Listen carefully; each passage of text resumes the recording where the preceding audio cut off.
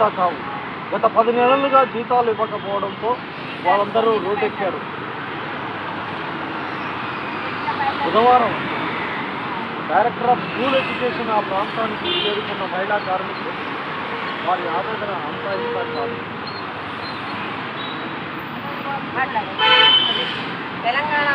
వాళ్ళు ఇచ్చేదేమో అరకొర పైసలు. ఆ అరకొర పైసలతోటి వారానికి 3 గుడ్లు వేయాలని చెప్తారు.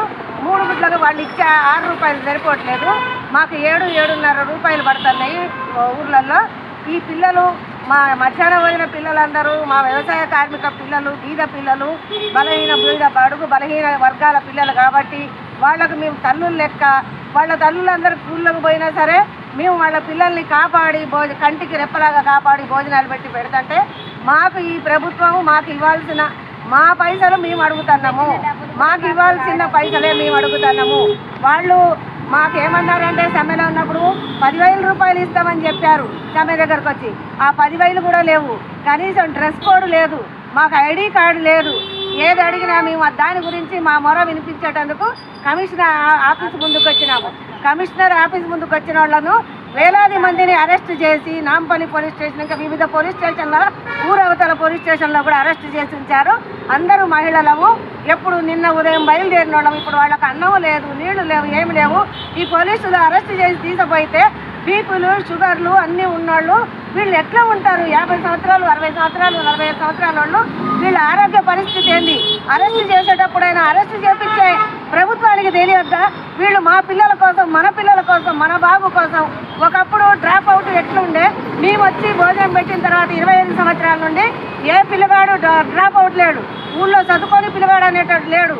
ఆ ప్రతి ఒక్క పిల్లగాడిని స్కూల్కి తీసుకొచ్చి చదివించే బాధ్యత మేము చేసి పిల్లలకి కడుపు నిండా పౌష్టికాహారం పెడతంటే మమ్మల్ని ఈ విధంగా అరెస్ట్ చేస్తాన్ని మేము సిఐటిగా ఖండిస్తున్నాము. ఎప్పటి నుంచి మీకు బిల్లులు ఇవ్వట్లేదు?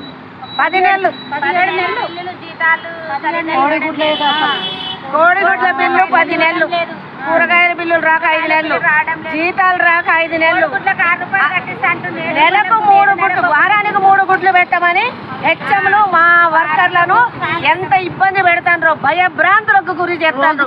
వీళ్ళు ఇలా ధర్నాకు వస్తానంటే నువ్వు ధర్నాకు పోతే నీ ఉద్యోగం తీసేస్తామంటారు. టీచర్లు, సార్లు. ఏ స్కూల్లో పోతే ఆ స్కూల్ నువ్వు పోతే.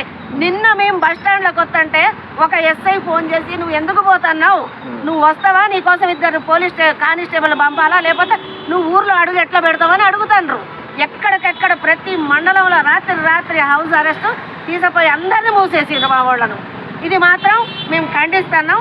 ఇది మంచి పద్ధతి కాదు. గవర్నమెంట్ ఇలా చేయొద్దు.